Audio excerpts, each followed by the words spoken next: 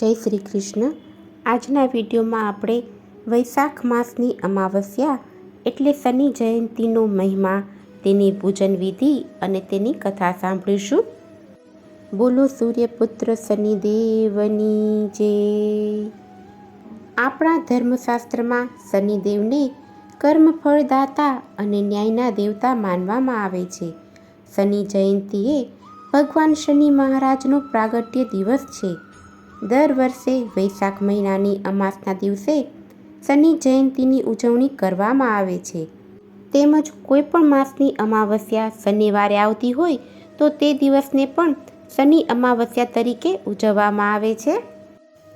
આ વર્ષની શનિ જયંતી ખાસ છે કેમ કે આજે મહાયોગ બને છે.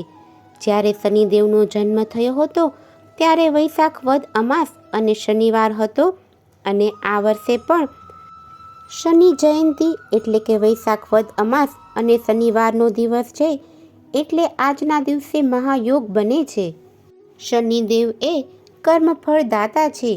ચોરી છે તો રંકને રાજા બનાવી દે અને ખીજે તો રાજાને રંક બનાવી દે.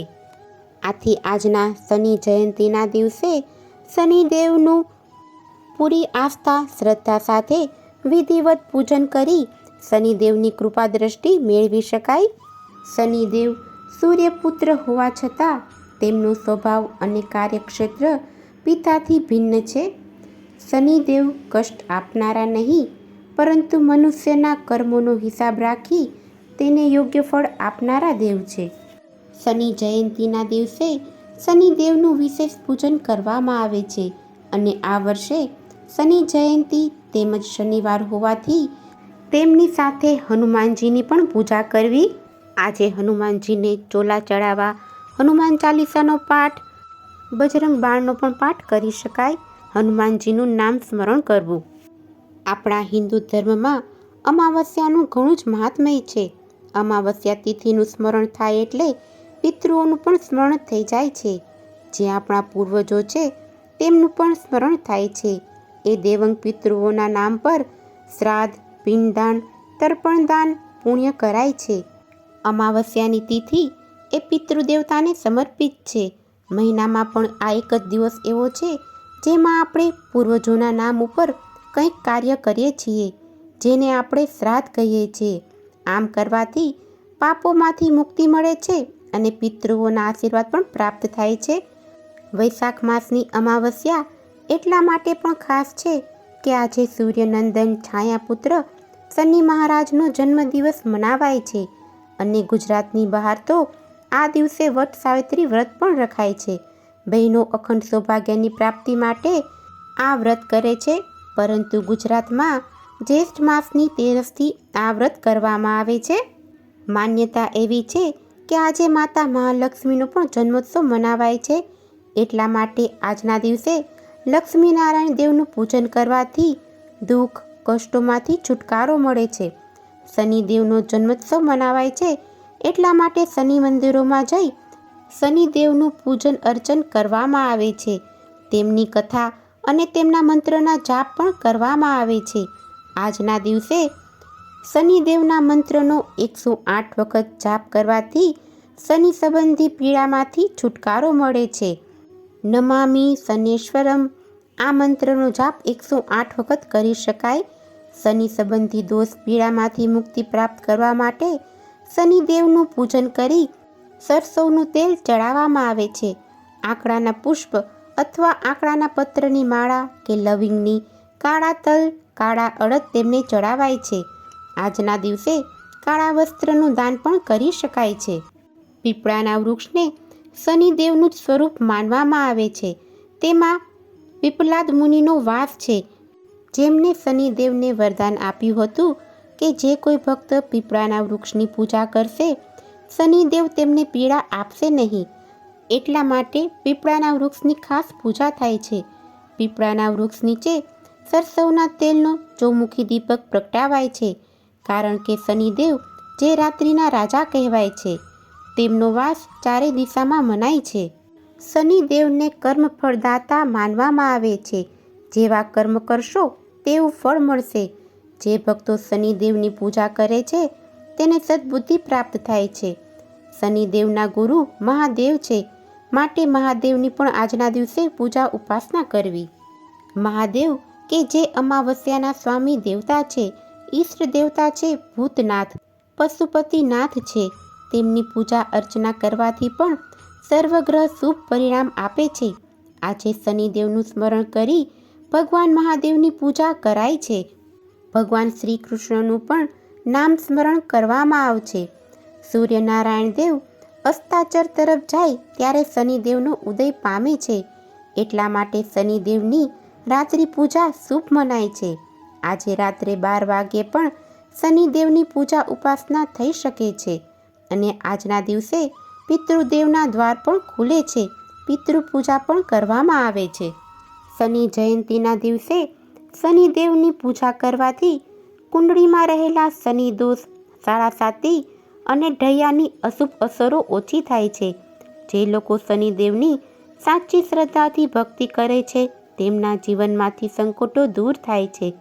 આ દિવસે માત્ર પૂજા પાઠનો જ નથી, પણ પોતાના કર્મનું આત્મનિરીક્ષણ કરવાનો છે. શનિ જયંતી પર કાળી વસ્તુઓનું દાન કરવાથી વિશેષ પુણ્ય મળે છે. આજના દિવસે શનિ મહારાજની પૂજા કરવા માટે શનિ જયંતીના દિવસે ભક્તોએ વહેલી સવારે સ્નાન કરી શુદ્ધ વસ્ત્ર ધારણ કરવા જોઈએ. આજના દિવસે ભક્તોએ શનિદેવને સરસવનું તેલ અથવા તલનું તેલ અર્પણ કરવું સૌથી ફળદાયી માનવામાં આવે છે. શનિદેવને કાળી વસ્તુ પ્રિય છે. તેમના ભોગ માટે કાળા તલ, અડદની દાળ, લોખંડ, વાદળી ફૂલ અને કાળા વસ્ત્રો શનિદેવને પ્રિય છે. તેમનું ભોગ ધરાવી અને દાન કરવું. દીપદાન માટે પીપળાના ઝાડ નીચે સરસવના તેલનો દીવો પ્રગટાવવો જોઈએ.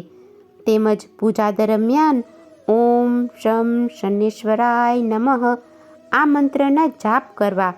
શનિ ચાલીસા અને શનિ સ્ત્રોતનો પણ પાઠ કરવાથી ભય દૂર ભાગે છે.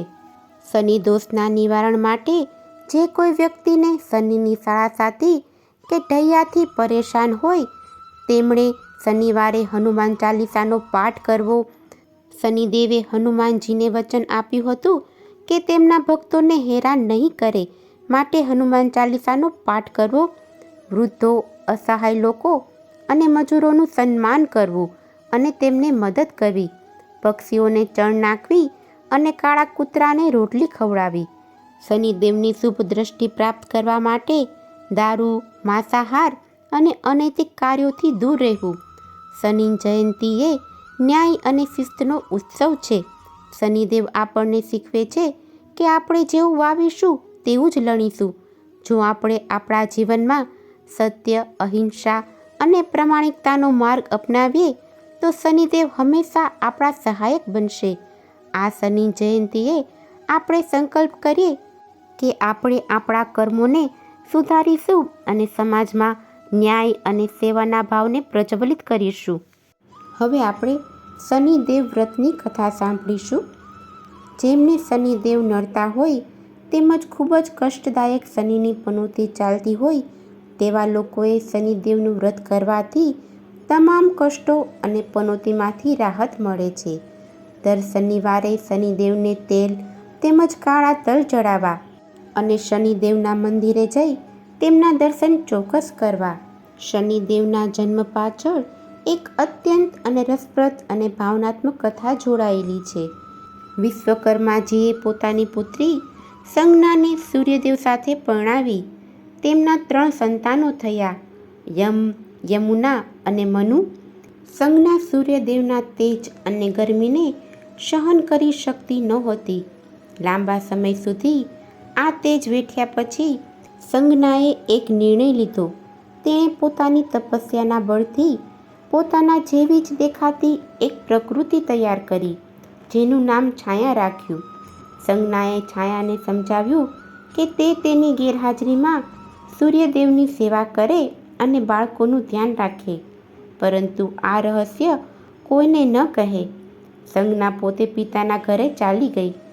છાયા અને સૂર્યદેવના મિલનથી 3 સંતાનો થયા: શનિ, સવિર્ણ તેમજ તપ્તી. આ 3 સંતાનોમાં શનિદેવ સૌથી નાના હતા. જ્યારે શનિદેવ છાયાના ગર્ભમાં હતા ત્યારે છાયા ભગવાન શંકરની કઠોર ભક્તિમાં લીન રહેતી હતી. તે તડકો છાંયો જોયા વગર કલાકો સુધી તપ કરતી હતી. આ તપની સીધી અસર ગર્ભમાં રહેલા શનિ પર પડી. ગર્ભમાં જ શનિદેવ ભગવાન શિવના અનન્ય ભક્ત બની ગયા. શિવની ભક્તિના તેજ અને સૂર્યના પ્રચંડ તાપના કારણે શનિદેવનો રંગ શ્યામ થઈ ગયો. જ્યારે શનિદેવનો જન્મ થયો ત્યારે તેમનો કાળો રંગ જોઈ સૂર્યદેવ ક્રોધિત થયા અને તેમણે છાયા પર શંકા કરી કે આ મારો પુત્ર હોઈ શકે નહીં. પિતા દ્વારા માતાનું આવું અપમાન જોઈને શનિદેવે પિતા સૂર્યદેવ પર ક્રૂર દ્રષ્ટિ નાખી, જેના કારણે સૂર્યદેવનું શરીર કાળું પડી ગયું. ત્યારબાદ સૂર્યદેવે ભગવાન શિવની પ્રાર્થના કરી અને શિવે તેમને સત્ય સમજાવ્યું. સૂર્યદેવે પોતાની ભૂલ સ્વીકારી અને શનિદેવને પોતાના તેજસ્વી પુત્ર તરીકે સ્વીકાર્યા. શનિદેવે બાળપણથી જ ભગવાન શિવની આરાધના કરી હતી. તેમની ભક્તિથી પ્રસન્ન થઈને મહાદેવે તેમને વરદાન માંગવા કહ્યું. ત્યારે શનિદેવે વિનંતી કરી કે હે પ્રભુ, મારી માતાને હંમેશા પિતાના અપમાનનો સામનો કરવો પડ્યો છે.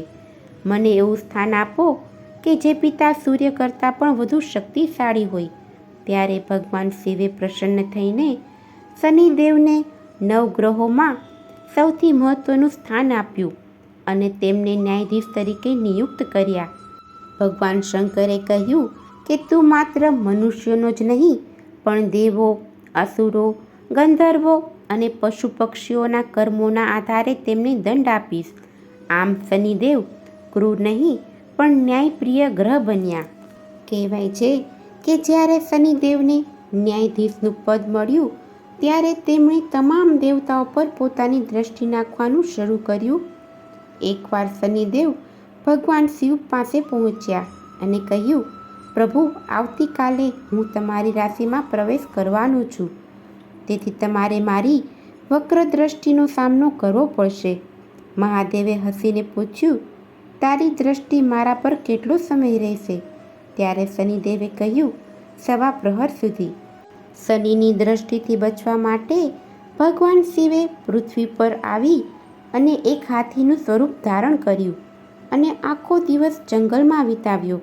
જ્યારે સમય પૂરો થયો ત્યારે શિવ ફરી પોતાના અસલી રૂપમાં આવ્યા અને ગર્વથી શનિદેવને કહ્યું, જોયું, આજે હું તારી દ્રષ્ટિથી બચી ગયો. ત્યારે શનિદેવે નમ્રતાથી કહ્યું, ક્ષમા કરજો પ્રભુ, પણ મારી દ્રષ્ટિના કારણે જ ત્રિલોકના સ્વામી એવા તમારે આખો દિવસ એક પશુ બની અને જંગલમાં ભટકવું પડ્યું. આજ મારી દ્રષ્ટિનો પ્રભાવ હતો. ભગવાન શિવ શનિદેવની ન્યાય પ્રત્યેની નિષ્ઠા જોઈ અને પ્રસન્ન થયા. શનિદેવની સાથે હનુમાનજીને તો યાદ કરવા જ પડે. એક કથા મુજબ કહેવામાં આવે છે કે જ્યારે રાવણે શનિદેવને કેદ કરી રાખ્યા હતા ત્યારે હનુમાનજીએ લંકા દહન વખતે તેમને મુક્ત કર્યા હતા. એકવાર શનિદેવને પોતાની શક્તિ પર ખૂબ જ અભિમાન થયું અને તેઓ હનુમાનજી પાસે ગયા. હનુમાનજી તે સમયે રામ નામનું સ્મરણ કરી રહ્યા હતા. શનિદેવે તેમને યુદ્ધ માટે પડકાર્યા. હનુમાનજીએ તેમને સમજાવ્યા પણ શનિદેવ માન્યા નહીં અને હનુમાનજીના માથા પર સવાર થઈ ગયા. હનુમાનજીએ તરત જ વિશાળ રૂપ ધારણ કર્યું અને મોટા પથ્થરો નીચે પોતાનું માથું ઘસવાનું શરૂ કર્યું. શનિદેવ પથ્થરો વચ્ચે દબાઈ ગયા અને પીડાથી કણસવા લાગ્યા. તેમણે હનુમાનજીની માફી માંગી. ત્યારે હનુમાનજીએ તેમને એક શરત ઉપર છોડ્યા કે તેઓ રામ ભક્તો અને હનુમાનના ભક્તોને ક્યારેય પરેશાન નહીં કરે. આ જ કારણ છે કે શનિની પીડા શાંત કરવા માટે હનુમાનજીની પણ પૂજા કરવામાં આવે છે. એક કથા મુજબ જોઈએ તો રાજા વિક્રમાદિત્ય પોતાની ન્યાયપ્રિયતા માટે જાણીતા હતા. એકવાર તેમના દરબારમાં ચર્ચા થઈ કે નવગ્રહોમાં સૌથી મોટું કોણ? ત્યારે વિક્રમાદિત્યએ શનિદેવને નીચું સ્થાન આપ્યું, જેનાથી ક્રોધિત થઈ શનિદેવે કહ્યું, રાજન, તને તારા ન્યાયનું અભિમાન છે. હવે મારી સાડા સાતીનો પ્રભાવ જોજે. શનિની શાળા સાથી શરૂ થતાં જ વિક્રમાદિત્ય પર મુસીબતોનો પહાડ તૂટી પડ્યો. તેમના પર ચોરીનો આક્ષેપ લાગ્યો અને તેમણે એક તેલીના ઘરે ઘાણી ફેરવવાનું કામ કરવું પડ્યું. આ સિવાય પણ અત્યંત કષ્ટ થવા છતાં વિક્રમાદિત્યએ ધર્મનો માર્ગ ન છોડ્યો. અંતે રાજાની ધીરજ અને ભક્તિ જોઈને શનિદેવ પ્રસન્ન થયા. તેમણે રાજાને સાજા કરી દીધા અને તેમનું રાજ્ય પાછું અપાવ્યું. શનિદેવે સમજાવ્યું કે તે કોઈના શત્રુ નથી, પણ માત્ર વ્યક્તિના અહંકારને તોડીને તેને સાચા માર્ગ પર લાવે છે. આમ શનિ ગ્રહે બ્રહ્માંડમાં બધા ગ્રહો કરતાં સૌથી વધુ પૂજ્ય છે. એના નામથી ભલભલા લોકો ભયભીત થઈ જાય છે. શનિદેવની ધાતુ લોખંડ છે, તેનું પણ પૂજન કરવામાં આવે છે. શનિદેવ એ બુદ્ધિ, પરાક્રમ, તાકાત અને ન્યાયના દેવતા છે. આથી જ તેમને પૃથ્વીના ન્યાયાધીશ કહેવામાં આવે છે. તે પૃથ્વીવાસીઓને પોતાની યોગ્યતા મુજબ દંડ કરે છે અને તેનું ફળ પણ આપે છે.